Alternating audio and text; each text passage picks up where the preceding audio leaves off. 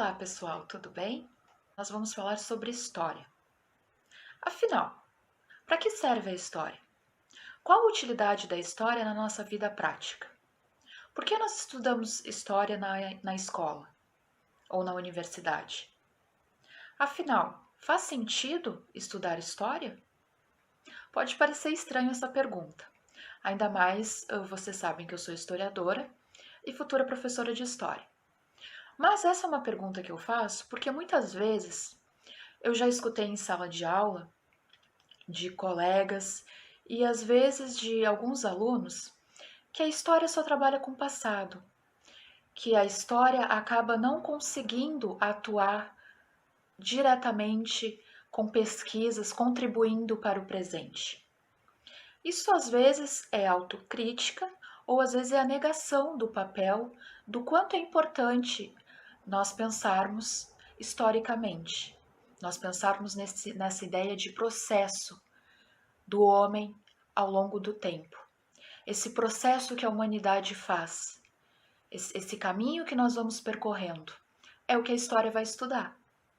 Então, pretendo fazer um acordo com vocês.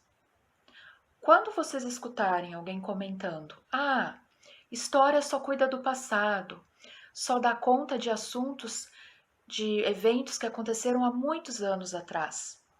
E isso eu não acho interessante, não acho legal, não me chama atenção. Tudo bem, uma coisa é gosto pessoal. Nós podemos não gostar, por exemplo, de estudar a história da Grécia, não estudar o período medieval, mas todos esses períodos contam muito sobre o ser humano e o desenvolvimento da nossa vida, da sociedade, conta toda a nossa trajetória. A história faz isso. Ela pensa na trajetória do homem ao longo do tempo. E homem, eu estou falando de homem e de mulheres. Então, assim, estudamos o passado? Sim.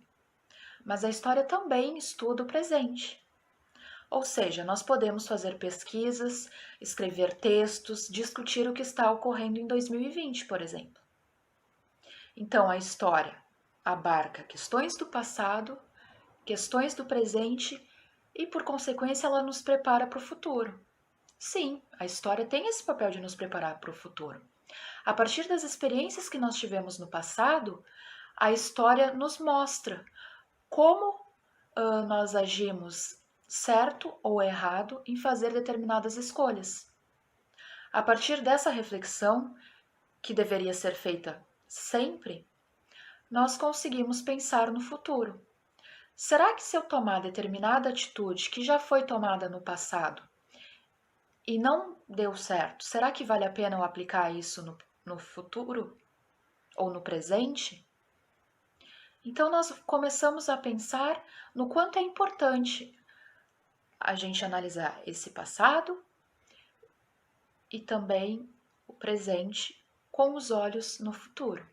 Dito isso, pessoal, nós temos que ter em mente que a humanidade ela sempre tentou buscar explicações sobre a sociedade, sobre a sua realidade. E a primeira forma de explicar a origem das sociedades, de explicar como se desenvolveu determinada sociedade, era dada a partir do mito.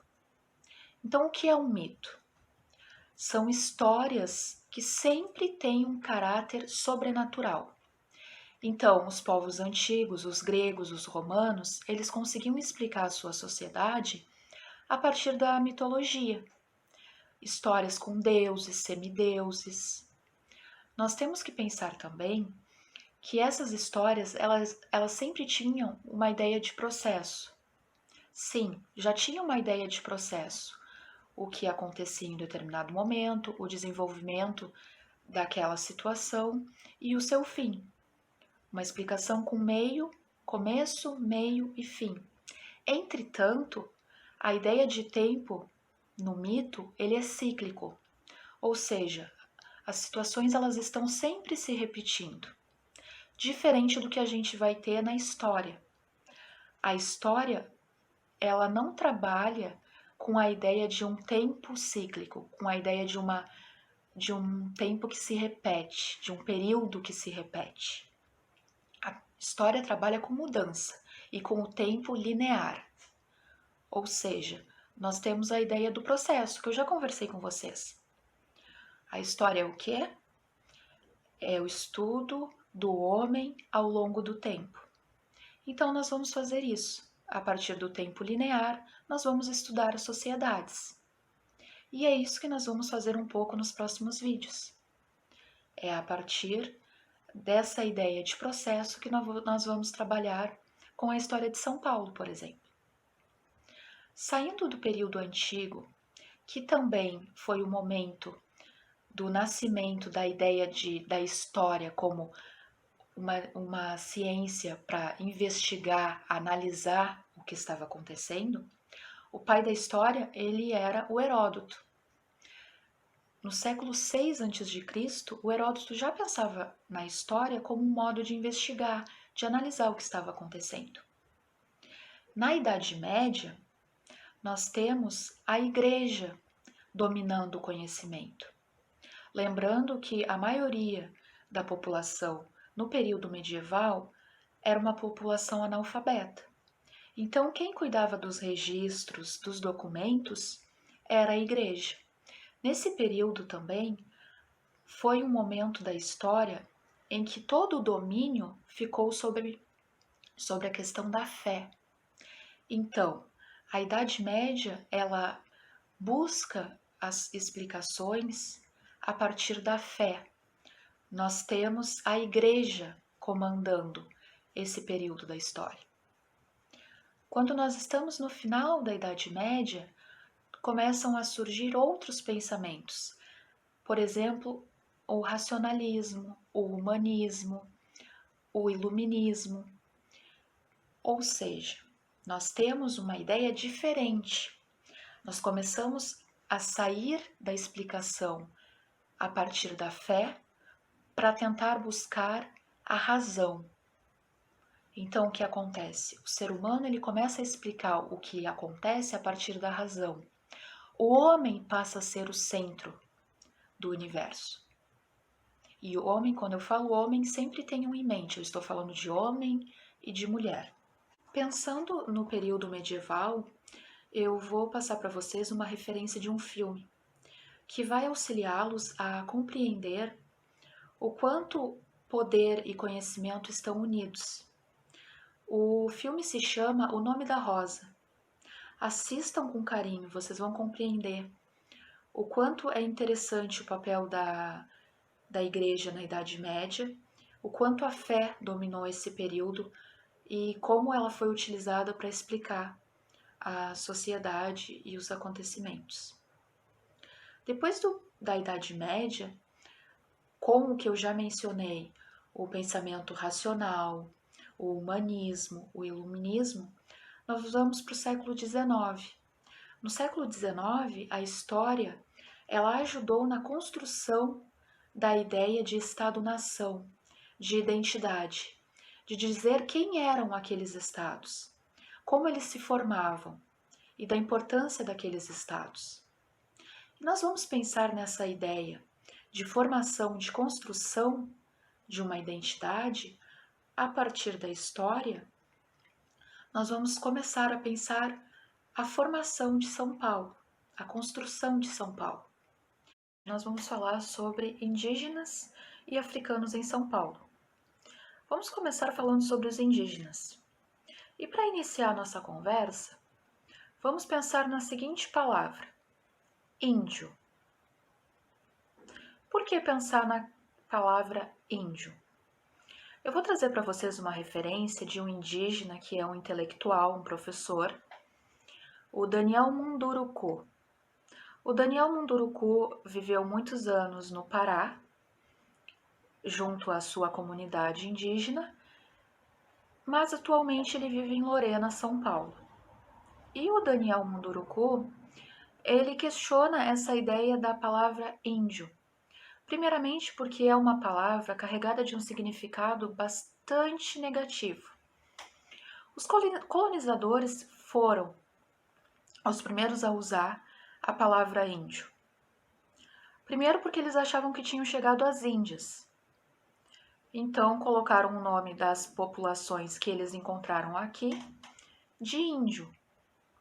Entretanto, a ideia do índio ela está muito ligada, vinculada à ideia do bom selvagem, aquele que não reage à violência, aquele que aceita a violência do outro, que se submete ao outro, e também ligada àquela ideia do índio como um indivíduo que não gosta de trabalhar, que é preguiçoso, que só vive na rede. Então, normalmente a palavra índio remete a esses estereótipos. E o Daniel Munduruku questiona essa palavra, porque ela realmente atribui significados extremamente negativos aos indígenas. Então, o que é preferível usar? Indígena, como eu acabei de observar. Por que indígena? Indígena é sinônimo de nativos, de povos originários. Outra palavra também que nós podemos tirar do nosso vocabulário é tribo. Porque tribo, ela dá uma ideia de algo não organizado, de algo primitivo. Então, é melhor utilizar sociedade, comunidade ou até nação indígena. Porque afinal são grupos com uma complexidade muito grande.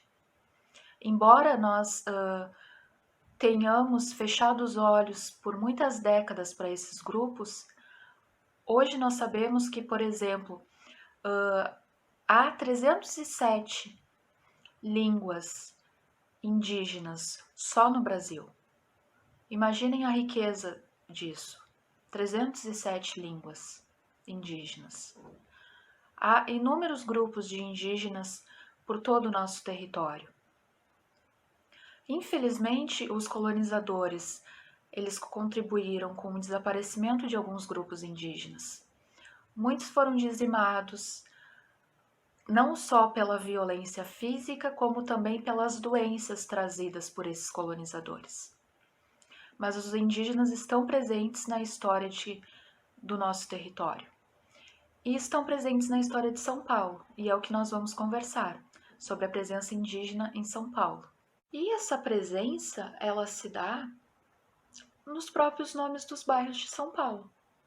Por exemplo, Guarulhos, Guaianazes, entre vários outros. Eu poderia ficar muito tempo aqui citando esses bairros que levam nome indígenas. Ou seja, nós temos a comprovação da presença indígena ao longo da história de São Paulo. Primeiramente, vamos pensar São Paulo a partir de dois rios, o Tamanduateí e o Anhangabaú. Nessa área, uma área estratégica, estava um grupo de indígenas, que eram os Guaianás, também chamados de Guaianazes posteriormente. Esse grupo, ele tinha como liderança o cacique Tibiriçá. O Tibiriçá, ele faz uma aliança com os jesuítas, Padre Anchieta e Manuel da Nóbrega, que vão construir em 1554 a sede do Colégio São Paulo de Piratininga. Nesse período ainda, nós vamos ter a mão de obra indígena, inclusive dos guaianazes, empregada, na construção da Capela São Miguel do Arcanjo, localizada no bairro de São Miguel. Essa capela ela é um patrimônio de São Paulo. Ela foi construída em 1622. Os padres jesuítas, eles vieram para o Brasil com uma missão, que era de catequizar os indígenas. O que eu quero dizer com catequizar? Os indígenas, eles não tinham esse horizonte de trabalho e de acúmulo de riqueza. E também não eram pessoas convertidas ao cristianismo. O que vai acontecer? Os padres jesuítas, eles vêm para o Brasil para ensinar a religião judaico-cristã e para ensinar o trabalho, a ideia de trabalho aos indígenas. Então nós temos os aldeamentos, que eram locais em que esses indígenas de diversas comunidades permaneciam e eram submetidos a esse tipo de ensinamento. Bem, nós temos aí uma primeira violência, porque é desrespeitada toda uma cultura indígena, um modo de estar no mundo, e os padres estão impondo o conhecimento do homem branco aos indígenas. É importante ressaltar que os jesuítas eram contrários à escravidão indígena. Entretanto, após o fim dos aldeamentos, os indígenas, sim, eles foram escravizados. Eles passam a ser mão de obra escrava nas fazendas em São Paulo. Os indígenas, além de passar pelo processo de catequização, eles tinham que se defender dos bandeirantes. Bom, os bandeirantes eram homens organizados em grupos, eles faziam missões dentro do território brasileiro, saíam de São Paulo e iam até o interior do Rio Grande do Sul em busca de metais preciosos, de indígenas e de minérios. Os indígenas eram vendidos como escravos. Quem financiava os bandeirantes eram pessoas de poder aquisitivo, inclusive fazendeiros. Também existiram bandeirantes indígenas. Nós temos o registro dos bandeirantes, da presença desses homens em São Paulo, a partir do Monumento às Bandeiras, que assim eram chamadas essas missões, essas incursões desses homens. Então, o Monumento às Bandeiras é de 1953, ele foi inaugurado em 1953 e começou a ser construído em 1920. Uma homenagem a esses grupos. Além disso, nós temos o Raposo Tavares, que foi um dos principais bandeirantes, conhecido como um desbravador de territórios. Vamos falar sobre o bairro Liberdade e sobre a presença africana no bairro Liberdade. Embora ele seja um bairro conhecido pela presença dos japoneses, que ajudaram a construir a cidade de São Paulo, e atualmente, a partir dos anos de 2010, temos uma grande presença de chineses, de coreanos. Esse bairro, antes da chegada dos japoneses, ele foi construído pela mão de obra, pela presença dos negros. Então, nós tínhamos o bairro Liberdade como uma área periférica, um local em que residiam ex-escravizados. E no Liberdade nós temos o Pelourinho, nós temos uma Forca, nós temos os cemitérios dos aflitos, nós temos a Igreja das Almas. Então são lugares de memória, são lugares que nós conseguimos comprovar a existência desse outro grupo de pessoas no bairro Liberdade. E nós vamos falar um pouquinho sobre um personagem muito interessante que foi enforcado no bairro Liberdade. Sim, nós temos, o nome dele é chamado Chaguinhas. O nome do Chaguinhas era Francisco José das Chagas. Ele era um militar e em 1821 ele se rebelou contra os baixos soldos que eram pagos. Por ele ter se rebelado, ele foi condenado e a condenação naquela época era ser enforcado. Então nós temos o enforcamento em praça pública, já é uma forma de servir como exemplo às outras pessoas que em algum momento poderiam ter essa ideia. Então tu usa alguém, a imagem de alguém, o sofrimento de alguém, para inibir qualquer possibilidade de outras pessoas seguirem aquele mau exemplo. Então, o Chaguinhas, ele entrou para a história sendo chamado de Chaguinhas. O Chaguinhas, tentaram enforcar ele por 3 vezes. Só que nas 3 vezes a corda, ela arrebentou.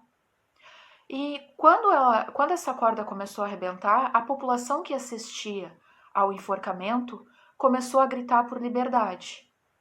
Mesmo assim, ele acabou sendo morto, mas de outra forma, ele foi morto a pauladas. Mas Esse local onde ele foi morto, ele se chama atualmente Praça da Liberdade, que logicamente fica no bairro Liberdade. No local em que ele foi enforcado, surgiu várias manifestações de pessoas acendendo velas. A partir dessa apropriação desse lugar como um lugar para acender velas, para um ritual, ligado a um ritual de despedida, nós temos a construção posteriormente da Igreja da Santa Cruz das Almas dos Enforcados, que se deu em 1853. Os restos mortais do Chaguinhas, ele foi levado para a Capela dos Aflitos, que também é vinculada ao Cemitério dos Aflitos. No Cemitério dos Aflitos, nós tínhamos o sepultamento de indígenas, de negros e de enforcados. Então, na Capela dos Aflitos, nós temos os restos mortais do Chaguinhas, que foi acolhido pela população como um santo. Então, na Capela dos Aflitos, a população escreve os seus pedidos em papéis, coloca na porta e bate 3 vezes. Por que o bater 3 vezes nessa porta? Porque foi o número de vezes que tentaram enforcar o Chaguinhas e a corda acabou arrebentando. Então, o Chaguinhas, ele é um santo popular, ele não tem um reconhecimento por parte da Igreja Católica, mas o interessante é que a população acolhe esse sujeito que foi morto, acabou sendo morto brutalmente a pauladas, e por conta dessa tentativa, da primeira tentativa de matá-lo por enforcamento e as 3 vezes essa corda arrebentar, a população dá a isso um caráter de fé, de milagre. E o Chaguinhas recebe essa homenagem, esse reconhecimento como sendo um santo. E por toda essa trajetória do Chaguinhas, e pelo que eu havia já comentado no começo do vídeo, que enquanto tentavam enforcá-lo e não havia sucesso nesse enforcamento, a população gritava por liberdade, liberdade, o bairro recebeu o nome de bairro Liberdade. Então nós temos esse personagem, o bairro Liberdade, a partir da história do Chaguinhas. Foram encontradas 9 ossadas atrás da Igreja dos Aflitos, ou seja, é um sítio arqueológico. A partir dessas ossadas, a partir da presença negra na construção do bairro Liberdade, está sendo pensado e já tem um projeto para a construção de um memorial no bairro Liberdade, falando sobre a presença dos africanos nesse bairro. Entretanto, há um embate muito grande com a população dos japoneses, que também construíram esse bairro. Então, nós temos uma disputa entre memórias. Há uma tentativa de criar um memorial de homenagem à presença africana no bairro Liberdade. Em contrapartida, alguns japoneses não viram essa ideia com bons olhos e nós temos essa disputa entre esses 2 grupos. Além disso, em 2018, nós temos a mudança de nome da Estação Liberdade para a Estação Japão Liberdade. O que significa mudar esse nome da estação para a Estação Liberdade Japão? O que acontece? Parece que existe o apagamento, uma tentativa por parte do poder público, da Prefeitura de São Paulo, em apagar a presença negra do bairro Liberdade, atribuindo ao bairro Liberdade a presença dos imigrantes japoneses. Ou seja, o que nós deveríamos pensar é na presença de africanos, de japoneses, agora de chineses, de coreanos nesse bairro, que são todos são grupos que ajudam na construção da cidade. Então, por que esconder a presença africana? É um demérito ao bairro esse histórico africano? Nós precisamos pensar que quando se homenageia um bairro com determinado nome, quando uma rua recebe um nome de determinada pessoa, É uma homenagem a um personagem, a alguém que merece essa homenagem. Então, mais uma vez, eu vou pedir que vocês pensem na atividade que eu deixei no vídeo anterior e que não foi feita, e que eu novamente peço que vocês pesquisem presença indígena e africana no estado de São Paulo, nos bairros de São Paulo. Por exemplo, há alguma rua em homenagem ao Chaguinhas? Há algum monumento, algum prédio, alguma estátua, algum busto em homenagem ao Chaguinhas? A presença negra no bairro Liberdade, ela é retratada como? Se é que ela é retratada. Nós temos essa discussão em torno de um memorial em homenagem aos negros, aos africanos, no bairro Liberdade. Essa discussão acontecia em 2018, nós estamos em 2021. Mudou alguma coisa, algum posicionamento? Esse monumento, a construção de monumentos, esse memorial, ele já foi construído? Se já foi construído, ele está aberto ao público ou nada foi construído? O que de fato está sendo feito para reavivar essa memória nesse bairro? Então, mais uma vez, eu peço a vocês que vocês pesquisem sobre presença negra e sobre presença indígena no bairro Liberdade, no bairro Guaianazes, em toda a cidade. E outra coisa também que é interessante vocês notarem. Quando há uma homenagem, ruas, prédios, bustos, estátuas, há homenagem a mulheres? Sim, porque nós temos também a tendência a homenagear homens brancos e esquecer homens negros e também esquecer de mulheres negras ou brancas. Então, normalmente, nós temos homenagem à Princesa Isabel, mas não temos homenagens a Dandara. Por exemplo, quem é Dandara? Nós temos homenagens ao Zumbi dos Palmares e não lembramos da Dandara. Nós vamos falar sobre dois temas que estão unidos. Vamos falar de lugar de memória. E o que é um lugar de memória? Bem, um lugar de memória, ele tem 3 formas de apresentação. Para ser um lugar de memória, ele tem que ter esses 3 aspectos. Primeiro aspecto, ele precisa ser um lugar pedagógico, que nos ensine, que nos diga algo sobre a nossa sociedade, sobre um grupo, sobre um período, sobre passado, presente ou até mesmo sobre futuro. Segundo aspecto, ele parte de rastros da nossa memória, rastros de coisas que aconteceram, e ele vai se materializar a partir dessas coisas. E por último, ele é simbólico, ele é carregado de um conteúdo simbólico. E para ilustrar isso que eu estou dizendo, nós vamos falar sobre a Catedral da Sé, em São Paulo. Ela é um lugar de memória em São Paulo. E por que ela é um lugar de memória em São Paulo? Inicialmente, ela nos explica, nos ensina muito sobre a história de São Paulo. Pelo menos 100 anos de história podem ser discutidos a partir da Catedral da Sé.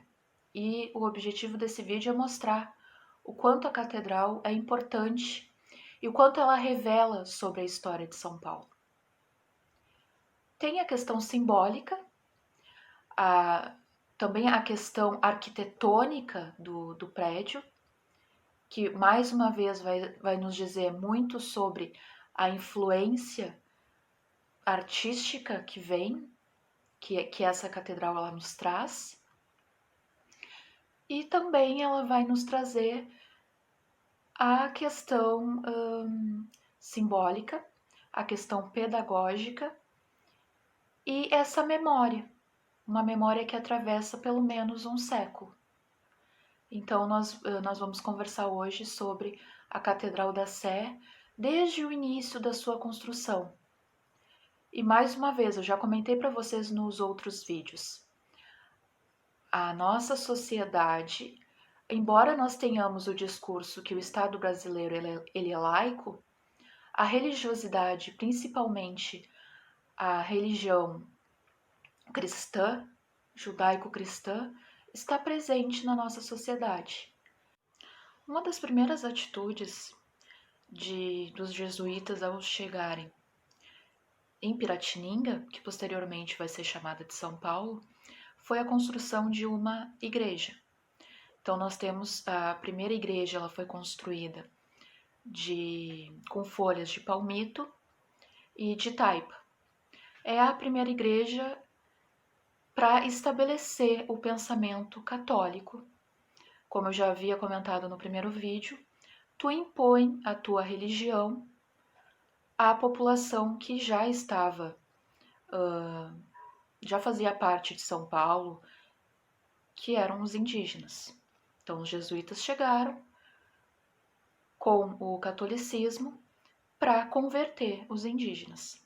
Nós temos essa primeira igreja, depois nós vamos ter a igreja de São Pedro, e a terceira igreja vai ser a primeira versão da Catedral da Sé. A Catedral da Sé, em 1600, ela ainda não estava totalmente construída. Em 1632, ela ainda não tinha sino e ela tinha apenas um banco. E esse banco ele era de uso exclusivo dos oficiais da Câmara. Então não era qualquer um que usava, que tinha esse acesso ao banco que ficava dentro dessa primeira versão da Catedral da Sé. Mas isso já demonstra a importância de ter um lugar para se propagar a fé ligada à Igreja Católica. Em 1741, essa primeira, vamos dizer, essa fase embrionária da Catedral da Sé, da futura Catedral da Sé, ela estava totalmente arruinada. Ela foi demolida e depois ela passou por uma nova construção, só que a arquitetura dessa construção, a forma dessa construção, ela era colonial, um estilo colonial, e a entrada dela, a porta, parecia de uma casa comum. E daí vocês prestem atenção. Essa igreja, essa futura catedral nesse período, era ainda a representação de um Brasil colônia. Então, com a aparência de influência colonial. O tempo vai passando e nós temos, em 1889, a Proclamação da República. E o que acontece quando nós temos a Proclamação da República? Nós vivíamos numa monarquia. A partir de 89, é a construção, uma tentativa de construir a nação brasileira, ou seja, um novo país. A partir disso, nós vamos ter outra demolição da catedral e nós vamos ter uma construção pensada a partir de um Brasil que está no sistema republicano, ou seja, estamos no Brasil República. Ao mesmo tempo, nós estamos num período que São Paulo tem a exploração do café, é um período muito rico em São Paulo.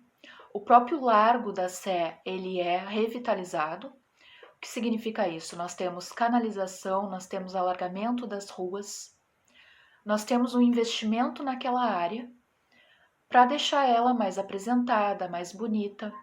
Uma das ruas que se chamava Imperatriz, ela começa a se chamar 15 de novembro.